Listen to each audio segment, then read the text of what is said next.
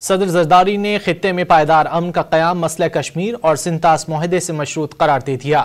صدر آصف علی زرداری نے اپنے بیان میں کہا کہ انہیں پاکستان کی مسلح افواج پر ہمیشہ سے یقین رہا ہے۔ منہ توڑ جواب سے بھارت کی نام نہاد فوجی قوت کو سخت ٹھیس پہنچی ہے۔ صدر زرداری نے اپنے بیان میں مسلح افواج کو مبارکباد دی اور کہا کہ ان کی بہادری اور انتھک محنت نے جنگ میں فتح سے ہمکنار کیا۔ انہوں نے تمام دوست ممالک بشمول چین، امریکہ، ترکی، سعودی عرب اور ایران کا شکریہ ادا کیا۔ اس امر پر زور دیا کہ پاکستان اشتعال انگیزی نہیں چاہتا اور امن کا خواہاں ہے۔ واضح کیا کہ اپنی خود مختاری پر کبھی سمجھوتا نہیں کیا جائے گا۔ صدر زرداری نے خطے میں پائیدار امن کا قیام مسئلہ کشمیر اور سنتاس معاہدے سے مشروط قرار دے دیا۔ صدر آصف علی زرداری نے اپنے بیان میں کہا کہ انہیں پاکستان کی مسلح افواج پر ہمیشہ سے یقین رہا ہے۔